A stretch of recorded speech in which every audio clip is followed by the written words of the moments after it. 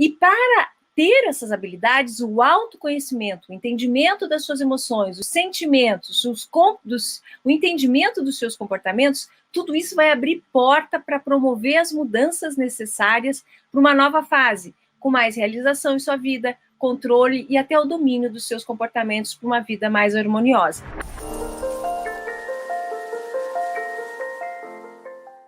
Olá, sejam todos muito, muito, muito bem-vindos. Se quiserem anotar, se quiserem pegar um caderno, anotar, enfim, em algum lugar, nós vamos fazer aí algumas sequências, vamos falar sobre inteligência espiritual, que eu vejo que são conceitos embasados. Nós trouxemos, então, hoje artigos científicos, né, que são comprovados, estudos que vêm sendo realizados sobre inteligência emocional, quais são os resultados, a sua efetividade. As pessoas que já me conhecem sabem, na área da saúde a gente sempre procura estar embasado cientificamente. Todos os estudos que a gente apresenta realmente tiveram uma série de comprovações prévias, né? Então, essa é a linha que a gente procura seguir.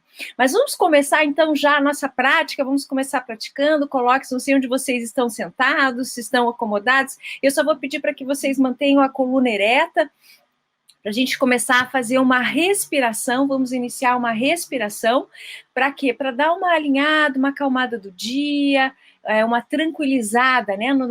Encaminhar aquela mensagem que a gente já comentou para o nosso cérebro de que está tudo bem, de que está tudo tranquilo. Então, vamos lá? Vamos juntos? Vocês já podem marcar, então, a primeira prática. Sempre que vocês sentirem que precisam de algum suporte, precisam de espaço interno, muita coisa, correria, muitas coisas para resolver, então, o que a gente faz? Inspira, eu até compartilhei aí, inspira profundamente. Vamos lá.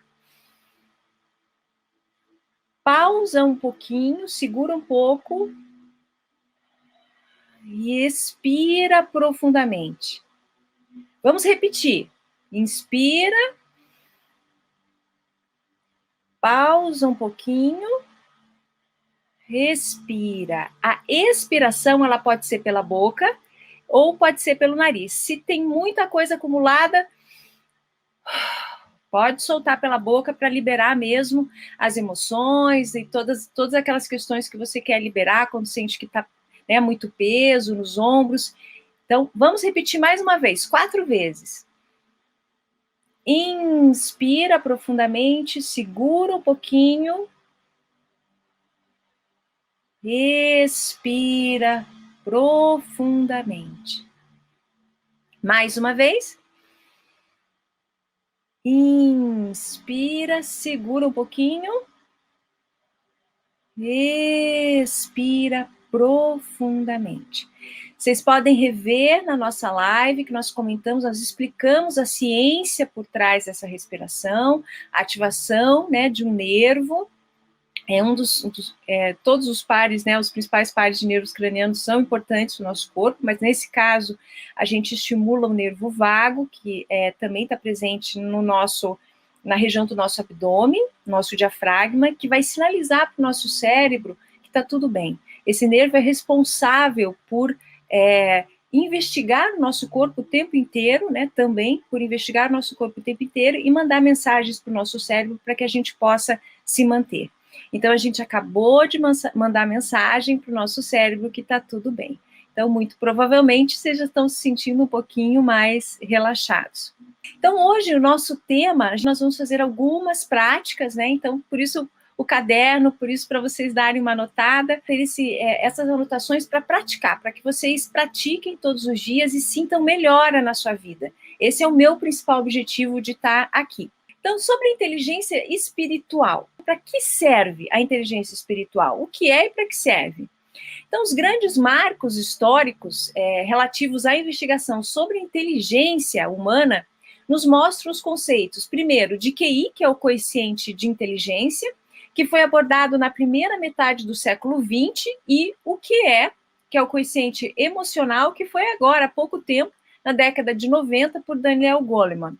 a nossa inteligência intelectual, ela está relacionada com a nossa capacidade de resolver problemas lógicos, problemas estratégicos, né? Se refere à capacidade do pensamento linear, aquilo que a gente pensa de um processamento serial, então isso vai me levar àquilo, se eu fizer isso, vai acontecer aquilo, tal. É um processamento, um pensamento linear. A inteligência emocional, a gente já comentou que ela se relaciona com a capacidade para nos motivarmos a nós mesmos a sermos perseverantes. Vimos a diferença entre perseverar e persistir. Nós devemos ser perseverantes, né? A capacidade de controlar os impulsos, os estados de ânimos, também a capacidade para confiar nos outros e criar empatia. A inteligência emocional, ou esse conceito, né, que a ideia aqui é a prática, realizar a prática, ela tem muito a ver com os relacionamentos. Pessoas que têm dificuldades de se relacionar, de gerar empatia com as pessoas, o desenvolvimento da sua inteligência emocional, que é o quê? A capacidade que eu tenho de entender as minhas emoções, eu estou sentindo isso, aquilo, o meu sentimento, né? Quando eu vejo isso, acontece aquilo, puxa, identificar o que acontece num determinado momento, quais os sentimentos que você gera e como que você pode gerenciar isso para controlá-los. Nós falamos também em uma das lives, eu tenho usado bastante a respiração, porque ela tem relatos na ciência sobre isso. É de quando você quer ser impulsivo, o que você faz? Respira, conta até 5. E segura no sentido de, calma, o que eu vou querer falar? Ao invés de você falar qualquer coisa emocionalmente, né, impulsivamente, espera o tempinho de ir lá para o seu córtex, para o seu pensamento, para encontrar uma resposta melhor, uma resposta mais condizente, que você não vai se arrepender depois, por exemplo. Então, esses aspectos englobam a inteligência emocional.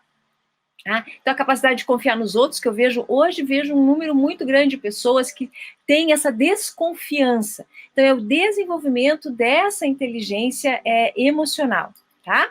A maior parte das inteligências que já foram propostas, né, o que nós temos maior conhecimento, foram propostas por Gardner, que são a teoria das inteligências múltiplas. E que acreditam as pessoas, né, os estudiosos, que isso se enquadrariam, essas inteligências múltiplas, na inteligência emocional, que é um pensamento associativo, em rede, né, um pensamento com o coração e com o corpo. Nós já falamos que as emoções se referem, às emoções a gente não tem muito controle, a princípio, sobre elas, porque elas são muito viscerais. Então, você sentiu aquilo, você já ruboriza, o coração já começa a bater um pouquinho mais forte, ou você treme. Então, são reações que a gente não disfarça. Mas os sentimentos que são pensamentos que eu tenho na sequência da emoção, os conceitos que eu tenho dentro do meu cérebro, isso é sentimento. Isso sim dá para controlar. Isso dá para ser controlado. Quando se trabalha a inteligência emocional, quando se trabalham as emoções dentro da pessoa, os seus comportamentos, tem como a gente não se comportar de determinada forma, não ser impulsivo, né, dar um tempinho. Então, para uma inteligência ser útil, ela é importante que tenha um contexto cultural. Quando a gente fala de emoção e inteligência emocional, a diferença é que a inteligência, ela tem por trás todo um contexto cultural em que essa emoção está inserida. Tem regras, tem normas, tem todo um conceito que é aceito, e cultural, porque determinadas culturas aceitam, determinadas culturas não. Então, a inteligência é essa habilidade de você lidar com as emoções, estando no Brasil, estando em outros países, né? Saber se portar de maneira que você se enquadre nesse contexto cultural onde você está inserido, né? Então, qual a habilidade ela vai estimular, o que ela vai resolver? Então, inteligência é isso, é você saber arquitetar, né, dentro do seu universo emocional, essas habilidades de você lidar com as emoções em diferentes culturas, com diferentes pessoas, né, com diferentes formas de ver a vida. Essa é a habilidade. Tá? A inteligência, essas inteligências, elas também têm a capacidade de interferir e modificar aspectos sociais. Aqui é um aspecto importantíssimo, aqui vem o combustível para as mudanças sociais, como sustentabilidade, o respeito à natureza, o autocuidado, a promoção de saúde, nesses tempos, o não se aglomerar, a pessoa entender que nesses tempos ela realmente precisa de um afastamento social, precisa usar máscara. Então, todas essas, eu diria, a pessoa estar consciente dessas ações é muito importante que ela tenha isso, mas ela vai desenvolver se ela tiver dentro dela essa habilidade da inteligência emocional. Então, enquanto você mantiver essas habilidades, vai continuando, então, a manter aquilo que você teve. Você vai alimentando essas habilidades.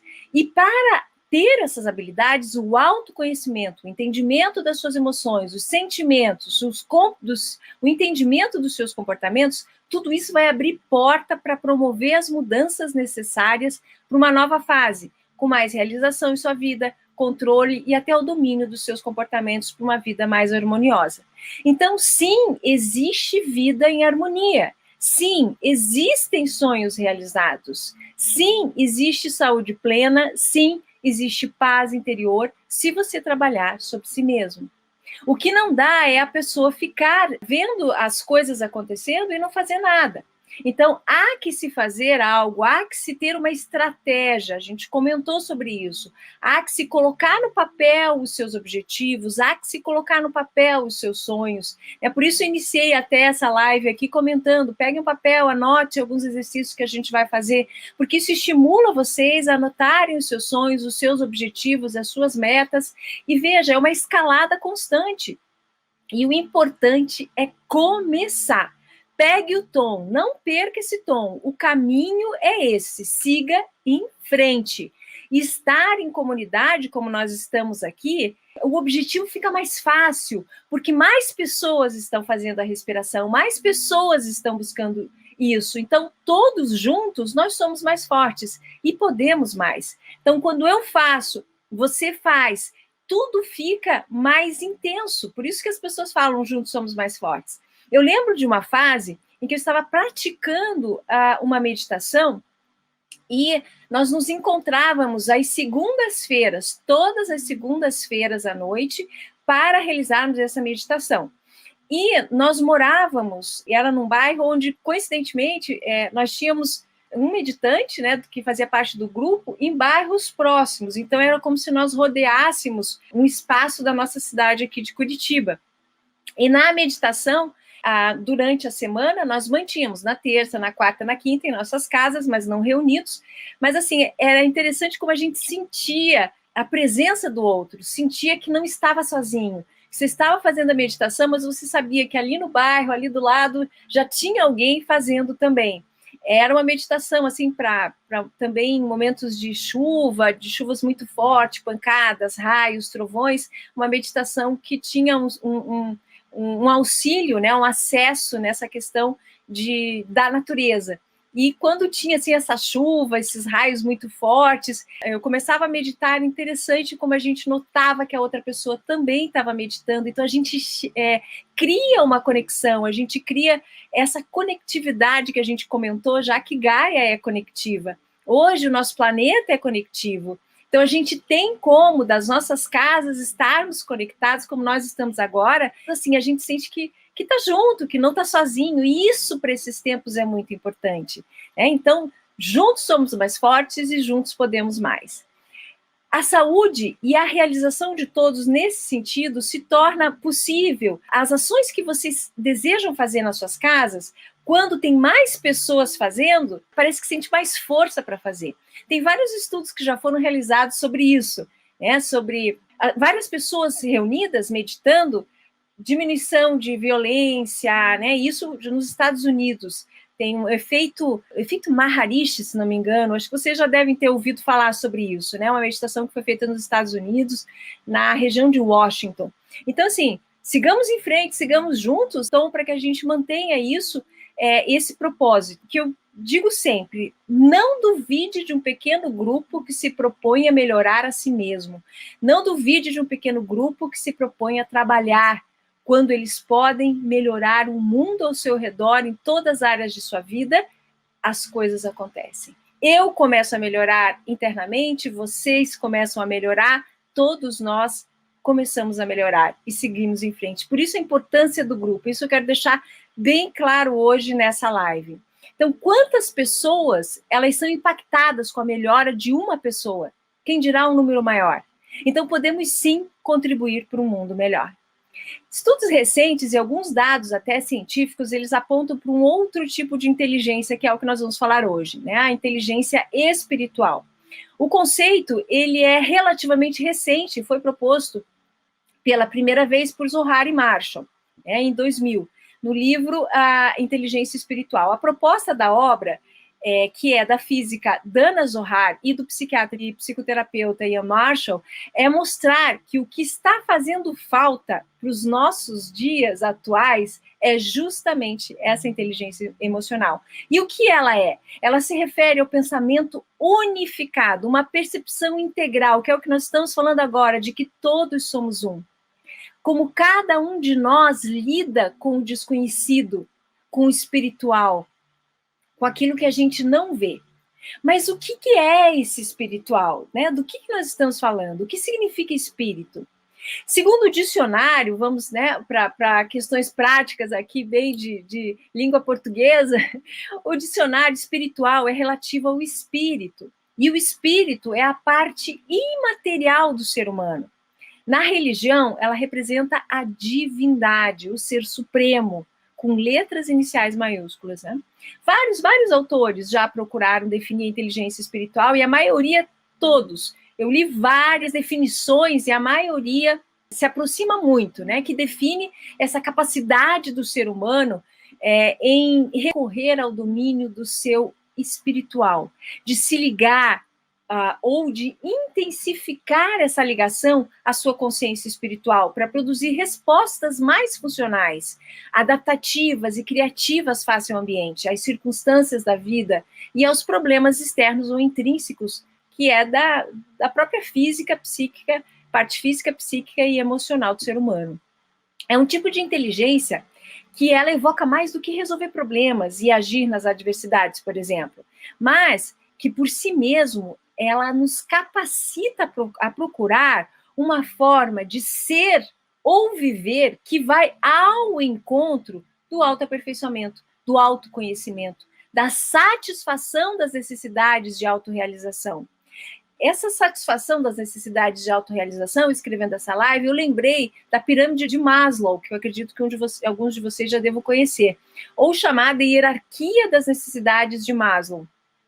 Na sua base, ele coloca as necessidades fisiológicas, o sono, a alimentação, depois as necessidades de segurança, de proteção, né, mediante os perigos, na sequência, as necessidades sociais, como um desejo de pertencimento mesmo, de você ter amigos, uma família, pertencer a um grupo, depois as necessidades de estima, né, como a autonomia, prestígio, respeito por si mesmo, pelos demais, e no topo da pirâmide, ou seja, aquilo que vai completar a pirâmide é a autorrealização, que corresponde à busca da totalidade, à busca da justiça, à busca da espontaneidade, à busca da beleza, da simplicidade, da verdade, da honestidade, daquilo que é divino, né, dentro de nós. Então, essa é a pirâmide, né, digamos, o topo da pirâmide de Maslow, que complementa essas necessidades humanas, que, como ele descreve, né? Então, para o melhor entendimento, é interessante a gente diferenciar o que é religião, o que é espiritualidade e o que é inteligência emocional. Acho que são termos assim que as pessoas confundem um pouco, né? E eu acredito que cabe para a gente clarear bem o que é inteligência emocional, fazendo essa diferenciação, né? Primeiro ponto. Então, a religião. Tem uma dissertação que fala muito bem sobre religião e que ela diz o seguinte, que a religião é uma expressão formal, é uma expressão institucional, né? É exterior do sagrado. Ela é baseada em crenças e estabelece um compromisso com as doutrinas, com as práticas, né? A pessoa teria que entrar nesse processo religioso, realizar as práticas, ouvir a doutrina, né? E ela pode, então, estar associada também com um compromisso familiar, uma tradição, né, familiar, é um meio hábil. A religião é um meio hábil para se desenvolver a espiritualidade, tá? É um meio hábil. Já a espiritualidade, ela é a forma como nós nos aproximamos e nos conectamos com esse desconhecido que eu comentei com vocês. Na procura do quê? De um significado para a vida. Como definimos e nos relacionamos com o sagrado. A espiritualidade é uma expressão interna, pessoal e emocional do sagrado, né? Refere-se a sentimentos como a compaixão, a tolerância, a capacidade de perdoar, a paciência, a noção de harmonia, né? Daquilo que é harmônico, o sagrado, ele passa essa visão de harmonia. Ela confere também a vitalidade e acrescenta significado e propósito aos eventos diários. Ela dá aquele boom. Puxa, será que eu vou levantar? Né? Às vezes fica aquela... Quando você tem um propósito, quando você tem um propósito embasado, que é a sua espiritualidade, você, não, peraí, eu vou fazer, né? Eu vou realizar o meu propósito, eu vou trabalhar, ou enfim, quer dizer, você tem aquele propósito forte, e essas pequenas coisas, como a própria procrastinação, a preguiça, isso é deixado de lado, porque o teu propósito é grande, você realmente quer levantar e literalmente viver. Então, a vitalidade é um combustível da inteligência espiritual, segundo esses autores, né? Então, a espiritualidade, ela é mais abrangente do que a religião. Já a inteligência espiritual, ela é uma capacidade inata, ou seja, todo mundo tem, tá? Que diz respeito a um conjunto de habilidades e competências ou o uso de recursos espirituais que o ser humano tem como fonte criativa para gerar a realidade que o cerca, para lidar com as situações que o cerca. Então, a inteligência espiritual, ela se refere a esse conjunto de habilidades e competências que é inato do ser humano para o uso de recursos espirituais, seja na resolução de problemas do dia a dia, seja no desenvolvimento de novas possibilidades, seja nas resoluções que tornem a vida mais fluida, resiliente e resoluta para todos. Por exemplo, a fé, né? Você ter fé, algum momento, alguma questão que aconteceu, como, por exemplo, essa que nós estamos vivendo, vai passar, eu sei que vai passar, sabe, essa fé maior, que existe essa divindade, esse sagrado, que olha por tudo, que vê tudo, né, que tudo vê, então você não se sente desamparado. A pessoa que se sente solitária, a pessoa que se sente desamparada, que às vezes ela até tem uma religião, mas ela não desenvolveu a sua espiritualidade, né? Porque religião não significa ter um quociente de inteligência emocional elevado ou até mesmo uma espiritualidade elevada. Nós vamos falar sobre isso aqui. Tem uns autores que defendem, por exemplo, que uma pessoa ela pode não ter qualquer tipo de religião e ter um elevado quociente espiritual, ou ela pode ser muito religiosa e ter baixo quociente espiritual. Então, o quociente espiritual ele não depende muito do meio hábil, depende do que você desenvolveu dentro de você. A gente viu que inteligência é aquilo que a gente, por exemplo, a espiritualidade. Eu fiz um monte de cursos, eu aprendi a meditar, aprendi a isso, mas eu não pratico isso, né? Então, eu não uso a minha inteligência para trazer essa meditação, para trazer os aprendizados do curso para o meu dia a dia, para a minha vida. Por isso o caderno que eu comentei com vocês hoje no início da live. Para quê? Porque vocês acharem importante, anotem. Porque a inteligência é isso. É eu anotar, é eu praticar aquilo que eu vi que é interessante, que foi importante daquilo que eu ouvi, e praticar no dia a dia. Inteligência é colocar na prática. É como conhecimento para a sabedoria. A sabedoria realmente é quando a pessoa pratica aquele conhecimento. Encher, ter muito conhecimento e não ter a prática é aquele faça o que eu digo, não faça o que eu faço. Que na verdade, para nós e para o momento atual, é melhor você ter conhecimentos selecionados, mas conhecimentos que efetivamente você consiga praticar no teu dia a dia, colocar no teu dia a dia, senão você fica com a mente cheia, lotada de informação. Nós temos aí também um vídeo falando sobre a diferença entre informação, conhecimento, know-how, sabedoria, É bacana quem não assistiu, assistir. Então você fica lotado de coisa, a mente lotada, e aí você não sabe o que faz primeiro. Então, vamos trabalhar a nossa inteligência, vamos colocar em prática, né? Peguem o seu papel, sua caneta, ou o seu computador, se vocês estiverem próximo, anotem que para vocês iniciarem a acompanhar novos conhecimentos, do que vocês já assistiram, vocês já viram, o que vocês praticam efetivamente na vida de vocês, o que efetivamente está fazendo a diferença na vida de vocês. Selecionem, sejam mais seletivos e realmente procurem resultado. Resultado. Ser inteligente é gerar literalmente resultado daquilo que você está vendo. O nosso tempo, ele é arte, né? Ele deixou já há um tempo de ser dinheiro na quarta dimensão. Isso é na terceira. Na quarta, o tempo é arte. Né? O tempo é você literalmente produzir, é você colocar em prática toda a criatividade e o conhecimento, né? Porque isso gera a prosperidade, isso gera a abundância, isso traz abundância. A prosperidade, a abundância vem até você. Então, vejam, a gente saiu de uma inteligência intelectual que, na verdade, era uma sequência de ligações eletroquímicas, né, rumo ao campo magnético, que é a inteligência emocional, para os fenômenos, poderia dizer, é a primeira vez que eu vou usar essa palavra, porque eu uso com muito respeito até, que eu vejo muita gente falando muita coisa sobre ela. Né? Então, assim, para os fenômenos quânticos, falei a palavra, né? Eu vejo que a gente tem que ter conhecimento para usar essa palavra, né? Dos cursos que eu já fiz e do que eu vejo, né, por aí, realmente a parte espiritualizada, ela não é tão visível, né? Não é tão materializada, mas se a gente for observar, a nossa vida, as coisas mais importantes, elas não são necessariamente visíveis. A gente sente amor, mas a gente não necessariamente enxerga o amor. Né? Assim, a gente sente a compaixão, a paz, a alegria, né? A gente expressa, mas não são necessariamente coisas palpáveis. As coisas mais importantes da nossa vida nem sempre são palpáveis. Então, observem isso. Então, o desenvolvimento da inteligência espiritual, nesse contexto que eu venho apresentando aqui para vocês, dentro dos estudos que eu estudei para estar aqui apresentando para vocês, a gente vê que, então, ela tem como base esses fenômenos, né, chamados de quânticos.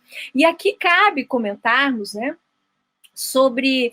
Eu fiquei pensando se eu ia comentar com vocês, mas eu vejo já que a gente está clareando alguns conceitos, talvez seja interessante, né, nós clarearmos aí este conceito sobre alma e espírito. Isso é uma pergunta bem recorrente, né? Qual que é a diferença?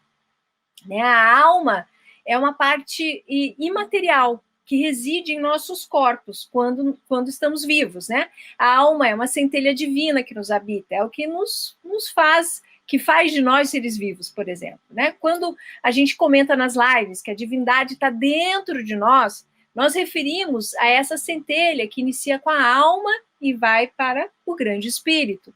Né? Então, graças ao espírito, é que nós temos a alma.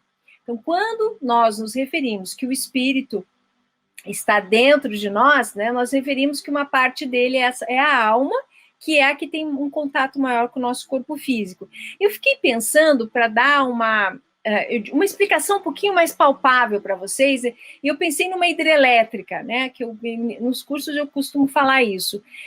Pense aqui, nós temos, por exemplo, Itaipu, né, em Foz do Iguaçu. Então, é uma hidrelétrica e tem lá a estação central, que vem toda aquela energia gerada pelas cataratas. Então, aquilo a energia é muito grande, é uma vazão enorme de águas, então é uma energia enorme.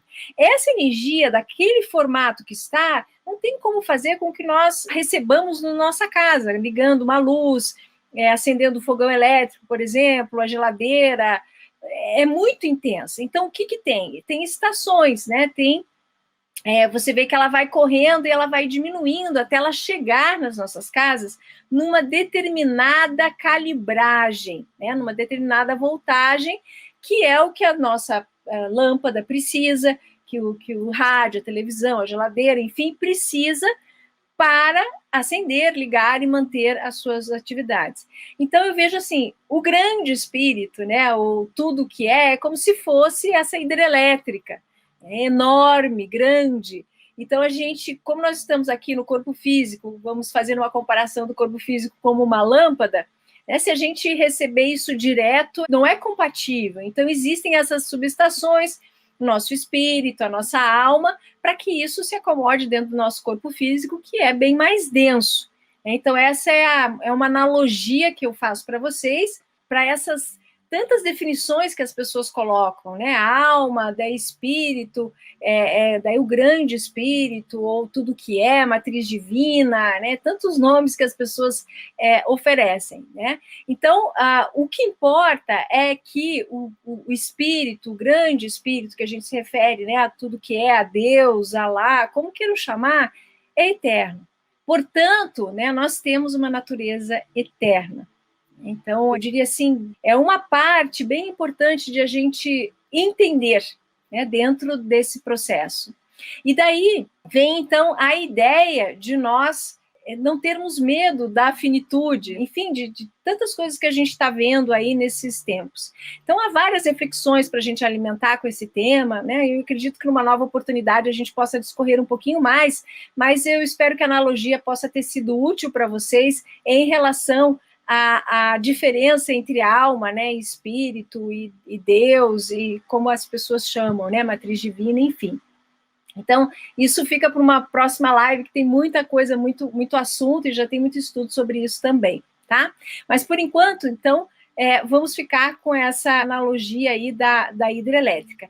Então, nós precisamos aprender a captar, a sustentar essa vitalidade dentro de nós. E, para isso, a meditação, o alinhamento, o centramento, a própria respiração, são ações que nos fazem manter a nossa vitalidade diária. A alimentação é outro ponto importantíssimo, porque se eu me alimento, medito, né? Se eu trago essa vitalidade, daqui a pouco como alimentos que não sejam vivos, que sejam alimentos pesados, embutidos, enlatados e tanto usados mais com corantes, conservantes, aromatizantes, espessantes. Então, assim, isso tudo consome essa energia. A gente precisa aprender a gerenciar a nossa energia. Nós somos um corpo que, se você nota que você está muito cansado e você procura já fazer as suas revisões, né, no médico, e está muito cansado, talvez esse gerenciamento que esteja faltando na sua vida. Esse gerenciamento energético daquilo que eu como, daquilo que eu medito, e nas várias etapas, né, como a gente comentou no exemplo da hidrelétrica, para que essa energia chegue, para que você receba a luz, você consiga ligar o interruptor da sua casa, precisa, então, alimentar em várias subestações para que chegue até você e mantenha essa vitalidade. Então, vamos pensar agora na prática. O que você vem fazendo na sua vida que tem alimentado a sua vitalidade? O que tem contribuído com a sua vida que gere a sua vitalidade? Muito bem, a gente falou de respiração. Como é que está a sua respiração? Quantas vezes você tem praticado essa respiração consciente durante o dia, com plena consciência? Essa respiração com plena consciência é uma, tá? Você tem hábito de meditar? O que é meditar? Meditar é você estar consciente das suas emoções, estar consciente dos seus pensamentos, dos seus sentimentos e deixá-los ir, como se você fosse algo além deles, que é. Né? Então, assim, você não se envolve ali no pensamento, estou atrasado, ou isso, aquilo. Não, você sai e se analisa, fica se observando. Então, a meditação, ela é extremamente propícia para isso. E os estudos, a ciência já nos mostra a diferença de um cérebro quando a pessoa está meditando e quando a pessoa não está.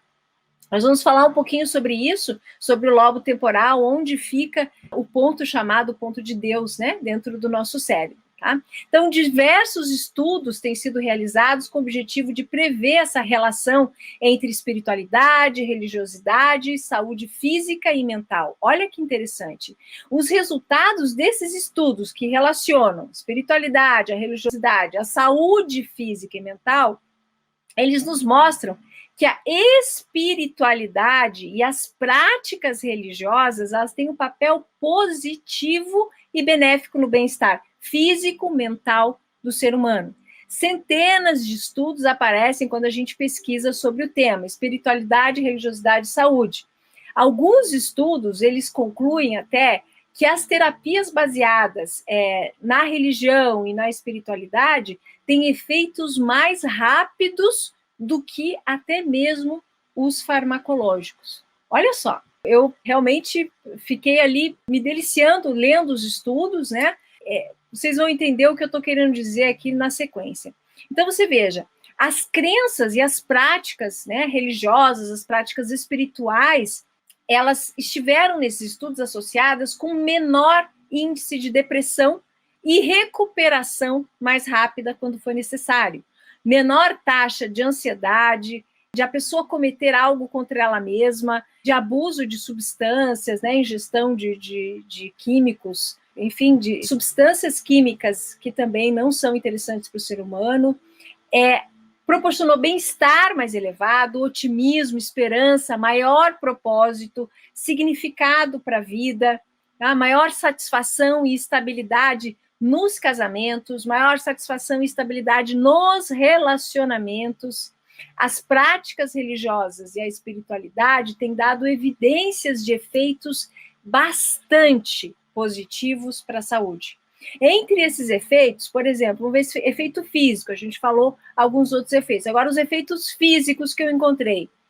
Diminuição da pressão sanguínea, em pacientes que tinham pressão alta, o aumento da saúde física em todos os níveis, estilo de vida mais saudável, um menor comportamento de risco, né, de risco para doenças, menor taxa de depressão, cura mais rápida, redução do sentimento de perda, né, depois que, de repente, a pessoa teve a perda de um ente querido. Então, ela tem uma sustentação, diminuição do medo de morrer, melhores resultados escolares. Nossa, enfim, gente, foram vários resultados que eu encontrei quando desses estudos em que as pessoas estavam desenvolvendo a sua espiritualidade. Nós vamos falar quais são esses pontos de desenvolvimento da espiritualidade mais para frente, mas eles conseguiram mensurar isso e notaram essa diferença nesses estudos. Então, eles nos mostram, esses estudos, que a falta do desenvolvimento espiritual leva a problemas sérios, tais como comer compulsivamente, comportamentos de risco, baixa autoestima, fraca saúde. E alguns autores, eles comprovam a significância da religião e da espiritualidade em diminuir vários comportamentos de risco, especificamente, né, a melhora do comportamento e diminuir o comportamento de risco e a melhora da saúde em adolescentes. Olha, esses estudos realmente abordam essa importância, né, a necessidade disso. Então, esses são indicativos de que as atitudes, o estilo de vida estão em maior grau associados à doença do que propriamente os desequilíbrios bioquímicos. Então, vejam que forte isso. O estilo de vida, eu vou repetir, né, os estudos indicaram que o estilo de vida das pessoas estão em maior grau associados à doença do que propriamente os desequilíbrios bioquímicos. Ou seja, muitas vezes, quando se vai consultar, isso é um paradigma atual, não vou dizer que está certo ou errado, estou apenas comentando que há como se fazer mais, né, para gerar mais saúde, o que já vem sendo feito, e associar a algo mais. Então, por exemplo, quando uma pessoa vai se consultar, normalmente é olhado mais para os exames, os desequilíbrios bioquímicos, eles são mais valorizados do que o próprio estilo de vida, as atitudes daquela pessoa. Então, o ideal, segundo os estudos, não sou eu que estou dizendo, segundo os estudos, é que os dois sejam observados, uma vez que o estilo de vida, segundo esses mesmos estudos, ele é mais importante do que até mesmo os medicamentos, quando comparados os resultados para restabelecer a saúde. Então, vejam bem, olhem que interessante, como está o estilo de vida de cada um de vocês. Que estilo de vida vocês vêm levando? Sono, o que é estilo de vida? É a forma como que você cuida da sua vida. Quanto você dorme, o que você come, o que você pensa, né? As práticas que você faz, como que você respira, como que você leva a vida, os seus relacionamentos, a vida familiar, a vida social, sua vida profissional, o seu relacionamento consigo mesmo, o seu relacionamento com a sua espiritualidade, o seu sagrado. Como é que está isso? Coloca no papel, aproveita colocar o que você entende que precisa melhorar, o que já descortinou para você ao longo dessas lives, do que a gente vem trabalhando, o que já descortinou para você, o que você já entendeu que precisaria melhorar para ser um ser humano com mais resultado, mais realizado, mais próspero, com mais saúde, com relacionamentos, né, ideais ou relacionamentos que sejam bons, né, para ambos, saudáveis. Coloca no papel. Alguns movimentos, eles vêm sendo realizados para mostrar que a espiritualidade também é um item de saúde. A salutogênese fala muito disso. A saúde, Antonovsky, saúde, a espiritualidade é um item de saúde. A salutogênese é uma proposta que eu gosto muito de trabalhar no consultório com os meus assistidos. Você tem um olhar para a saúde, você resolve a questão da doença, mas o tratamento ele começa quando o paciente está são, né? Porque ali é que você vai ter o trabalho de sustentar, ter atitudes, sugerir atitudes, conversar, para que se sustentem os resultados.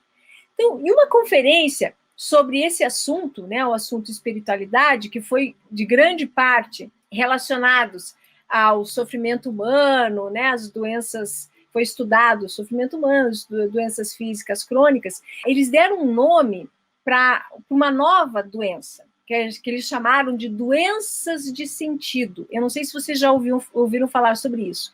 O que nessa conferência eles quiseram afirmar?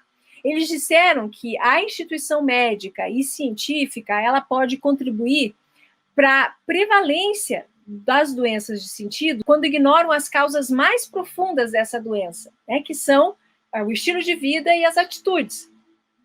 Continuando a instituir maioritariamente aos fenômenos farmacológicos, né, aos medicamentos, a cura das doenças. Então, essa conferência disse que há necessidade urgente de se unir o estilo de vida durante o tratamento, né, daquele assistido, daquele paciente. E, normalmente, até mesmo as pessoas foram treinadas, né, os pacientes chegam para nós dizendo qual é o remédio que eu tenho que tomar, qual medicamento eu tenho que tomar, o que vem de fora para me curar. E realmente, muitas vezes, precisa se medicar, né, em função de dor e vários outros aspectos. Mas deve-se atentar que o que verdadeiramente vai manter os resultados é o estilo de vida. É a forma como a pessoa vai fazer de novo todos os dias. Porque se ela continuar fazendo as mesmas coisas do mesmo jeito que ela fez, ela vai continuar obtendo sempre os mesmos resultados. E há uma probabilidade de retornar, de recidiva. Então, entre essas doenças que foram nessa conferência denominada de doenças do sentido, tá? De doenças de sentido, nós podemos encontrar a depressão, doenças autoimunes, as neurodegenerativas, demências, condições como violências comunitárias, problemas de devastação ambiental, porque como no início da live a gente viu, esses problemas, como problemas sociais, né, problemas ambientais, eles também são consequência da baixa inteligência da população. A inteligência que eu digo não só de QI, mas de quociente emocional e de quociente espiritual. Por quê? Porque não foi mostrado a elas, não tem no banco, né, não está no banco das escolas dizendo a importância de você desenvolver essa habilidade, tanto quanto aprender a português, aprender a matemática, que são extremamente importantes e necessários, que é o raciocínio lógico, mas isso se refere a uma parte da inteligência humana. Então, há que se desenvolver outras partes, outras inteligências. Então, eles colocam, os estudos colocam que os problemas são sérios, né? E a Organização Mundial de Saúde, ela já comenta que no próximo milênio, essas doenças, chamadas de doenças de sentido, elas serão as responsáveis pela maior faceta de sofrimento e morte em todo o mundo. Então, é urgente, né, que este novo paradigma chegue ao entendimento das pessoas como uma saída para um mundo mais saudável, com pessoas mais saudáveis, realizadas em suas áreas, né, da vida profissional, relacional, social.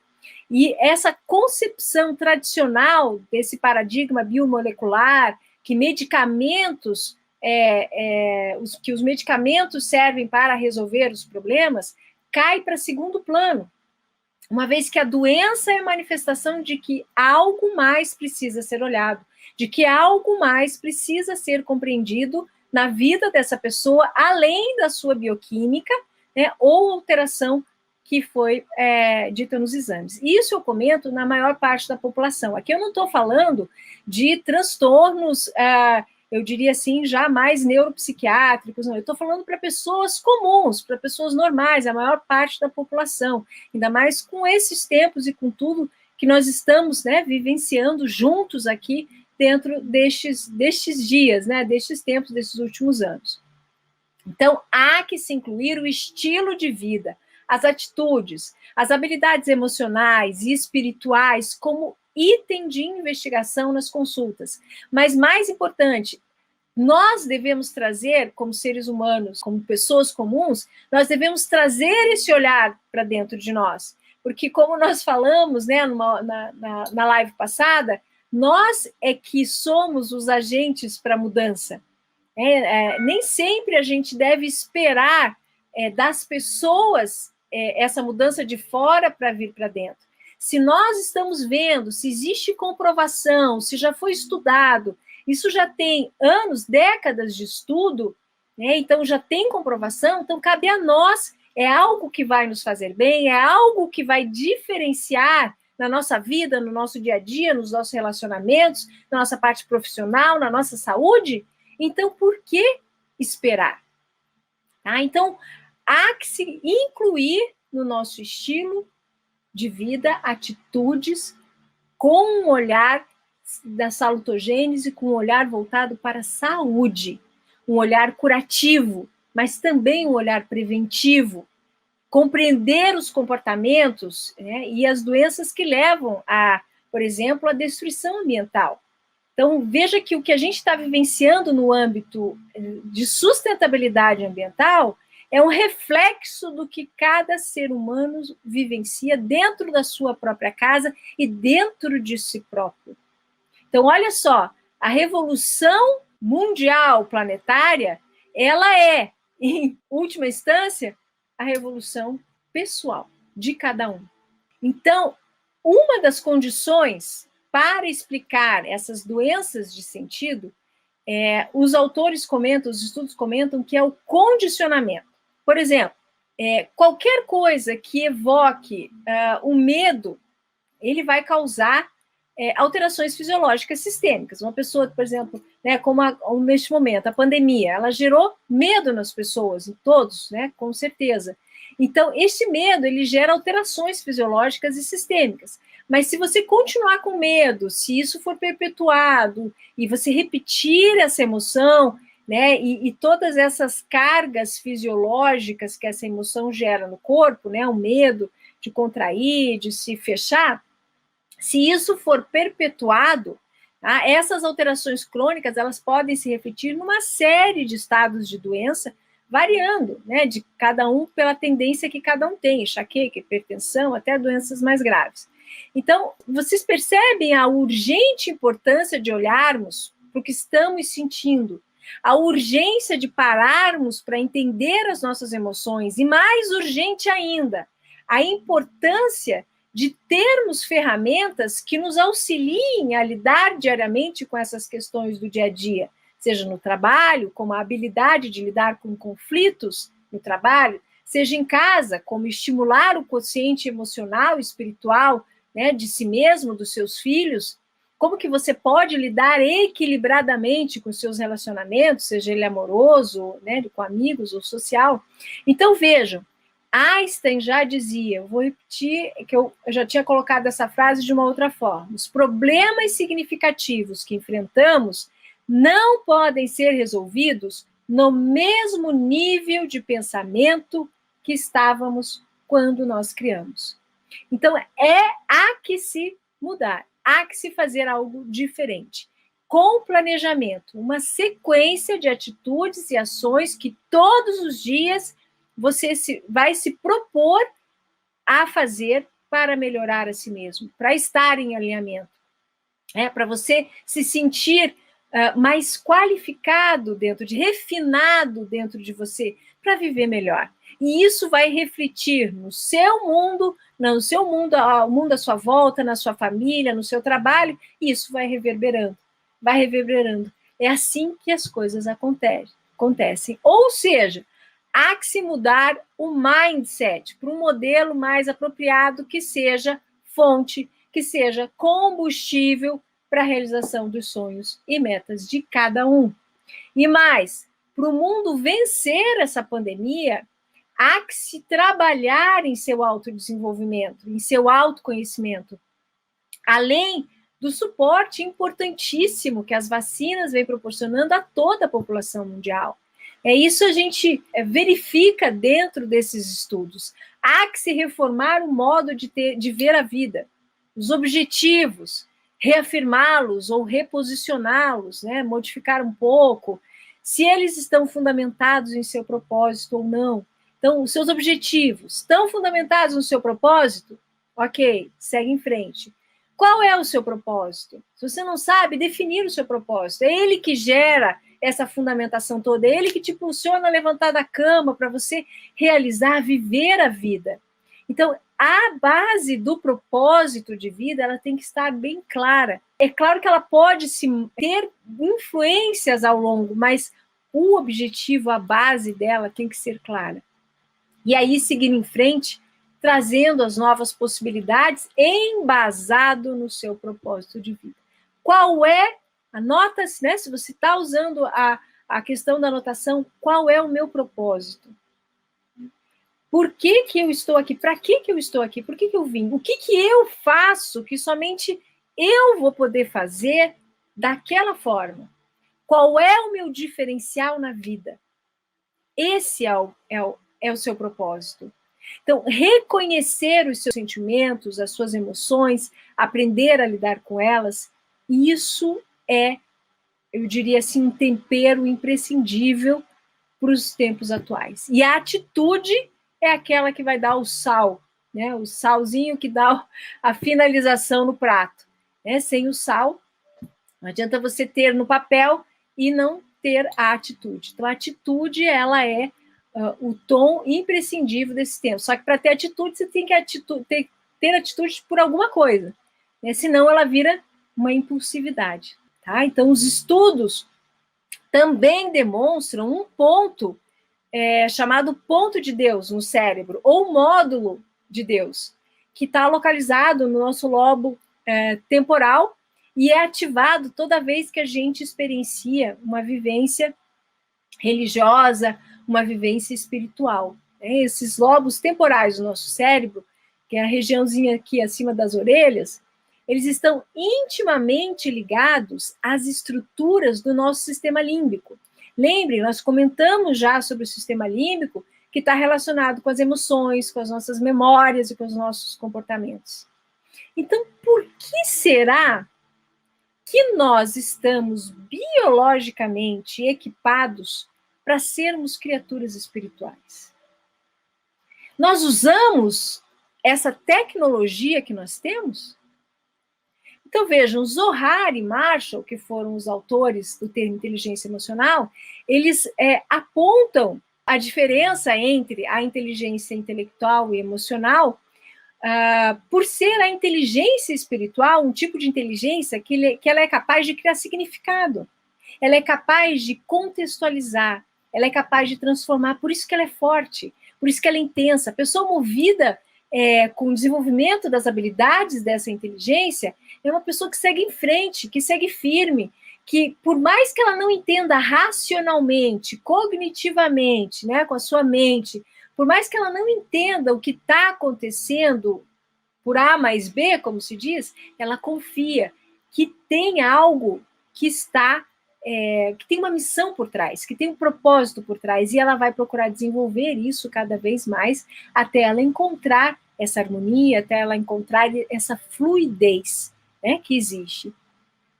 Então, a característica da inteligência emocional de ser unificadora, todos somos um. Então, não tem como você pensar, quando eu penso em mim para eu viver melhor, mas para um mundo melhor também, porque não existe um eu sem o nós, nessa questão de inteligência unificadora que a Zohar e Marshall propõem. Então, os estudos eles vêm sendo realizados com o objetivo de também como mensurar essa inteligência. E agora, isso é bem importante, porque agora nós vamos entrar em alguns aspectos que são mensurados nos trabalhos para se definir se a pessoa tem uma elevada inteligência espiritual ou não. Então, alguns aspectos são mensurados. Vejam só, aproveitem para vocês já irem avaliando esses aspectos em sua vida enquanto eu vou falando, tá? O primeiro aspecto deles é a consciência. A sua consciência é desenvolvida? Você busca o autoconhecimento? Ela é refinada? O que você faz no seu dia a dia para elevar a sua consciência? Para você estar mais focado no presente, consciente daquilo que você está fazendo, que aquilo vai gerar aquele outro, sabe? Com coerência na sua vida? Como que você se daria? Pode dar nota de 0 a 5, né? Mas assim, qual é o seu grau de consciência? Segundo, a graça que eles chamam. Qual é o seu grau de viver em sintonia com o sagrado? Qual é o seu grau de manifestação de amor? Qual é o seu grau de manifestação da verdade, da vida? A graça significa o sagrado na sua vida. Como que você vê a manifestação do sagrado em sua vida? Você consegue ver a manifestação da graça em sua vida? Esse é o segundo ponto. Terceiro, o significado. Você encontra sentido e significado nas suas atividades diárias? Através de um propósito, do chamamento de uma missão, mesmo quando você estiver confrontado com algum tipo de sofrimento? Qual o significado que tem a sua vida? De 0 a 5, vamos sempre graduando. Né? A transcendência, que é a capacidade de se alinhar com o sagrado, de transcender o ego, com sentido de relação de holismo, né? Potencializadores de bem-estar, de um melhor funcionamento. O holismo é aquela capacidade de você ver o todo. Né? A transcendência é aquela história do apontar para, digamos, para uma estrela. Né? Você mostra a pessoa, olha aqui, e a pessoa vai olhar para o teu dedo, ela não vai olhar lá a estrela que você está apontando. Então, essa é a transcendência. A pessoa que tem essa capacidade de transcendência, quando você falar, olha aqui, a pessoa vai olhar para onde você está apontando, não vai olhar para o seu dedo. Então, como é que está essa capacidade de você verificar? Né? Como é que está o seu bem-estar? Como é que está o seu funcionamento, o andamento da sua vida produtiva? Como que está? E também a quinta e última, né, que essa aqui é uma breve, eu não vou trazer muita coisa para a live não ficar muito longa, né? É a verdade, viver na aceitação aberta, na curiosidade, no amor por toda a criação. Então, essa é uma escala principal cuja pontuação ela é medida para avaliar a capacidade de domínio de cada um dentro das áreas. Esses são os itens principais. A Cláudia comentou aqui que a prática com a verdadeira relação consigo mesmo e com essas dimensões que você está falando. Exatamente, Cláudia, essa prática aí que tem que ter a relação de você, tem que ter o sentido. Né? Esse é o sentido. Esses são itens, então, que foram colocados nesse estudo como itens principais, mas tem alguns subitens também para trabalhar essa inteligência, para verificar, né, o grau de inteligência espiritual, o quociente espiritual de cada pessoa. Então, o fato é que a verdadeira mudança, ela não consiste em grandes ações, né, necessariamente, mas em pequenas atitudes do dia a dia de cada um, que somadas caminham juntos com as mudanças sociais. Então, portanto, eu concluo com uma citação sobre o tema, né, que diz: O melhor que temos a fazer pela nossa sociedade é melhorar as circunstâncias em que os seres humanos estão física, emocionalmente, né, carecendo mais. Aquilo que os seres humanos estão se sentindo mais ameaçados, mais solitários, mais inseguros. São essas circunstâncias que vão tomando o ser humano a sua porção mais humanizada, né? E tornando ele, consequentemente, mais frustrado. Então, essas questões, seja física ou emocional ou espiritual, que estão carecendo, elas necessariamente devem ser anotadas. Vocês devem necessariamente anotar na sua vida para ir trabalhando, né? Para ter consciência delas para ir trabalhando. Então, quando você começa a pegar técnica aqui, técnica ali, técnica lá e praticar, você tem que saber necessariamente para quê? Numa ânsia de melhora, numa ânsia... Não, peraí, eu vou trabalhar isso, né? Porque vai melhorar isto. Então, por exemplo, a meditação, a respiração que eu propus no início, ela vai o quê? Ela vai me acalmar, ela vai me tranquilizar, ela vai encaminhar, eu diria, uma comunicação com o meu cérebro, dizendo, calma lá, tá tudo bem, né? Os batimentos podem voltar ao normal, a respiração pode voltar ao normal, que tá tudo bem. Então, são ações que a gente faz para que isso traga esse bem-estar para a gente. Uma outra atitude que eu vejo que é bem interessante, que eu tenho visto assim, inúmeros casos, né, é um uso, conhecimento da parte emocional, como o Dr. Bach coloca, das personalidades, né, e das situações envolvidas no sistema que ele coloca de harmonia entre alma e personalidade. Então, esse estudo, saber cada essência, né, e o universo que envolve cada essência, isso é uma coisa que eu gosto muito, porque isso traz uma lucidez. Então, a dica é uma essência, dentre as sugeridas pelo precursor, né, da floralterapia, que foi um médico, o Dr. Eduard Bach, é a utilização de uma essência floral para questões de urgência, que se chama Rescue Remedy, né, um remédio de resgate. Então, ele é remédio, porque ele não é medicamento, né, ele é remédio. Então, esse remédio, ele ajuda a equilibrar, a acalmar as emoções ali no momento, até mesmo para que você possa começar a trabalhar. Por isso que é preciso anotar, você usar as técnicas com consciência, não ficar usando indiscriminadamente, sem saber, na ânsia de alguma coisa melhorar.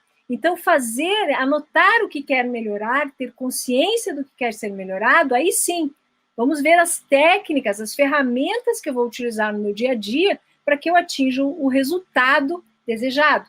Quando está anotado, gente, aí ali, ó, hoje melhorou, esse aqui melhorou. Eu fiz isso, eu coloquei no papel e fui riscando uma a uma cada conquista que eu vinha obtendo, né, ao longo do período que eu venho me trabalhando. Então, isso eu vejo assim que é imprescindível. Então, precisamos ter essa consciência para que a gente possa aprender a trabalhar. Então, eu convido vocês para fazer parte deste movimento de autoaperfeiçoamento, de autorrealização, em prol de uma sociedade mais humanizada, realizada, próspera, liberta, né, de algumas questões que a gente vê de crenças e formas que impedem de o ser humano se desenvolver, da questão ambiental, isso tudo está dentro de nós. É uma sociedade mais saudável, uma sociedade mais feliz. No fim, ficamos aí até o final. Um grande abraço para vocês, tudo de bom, tchau, tchau!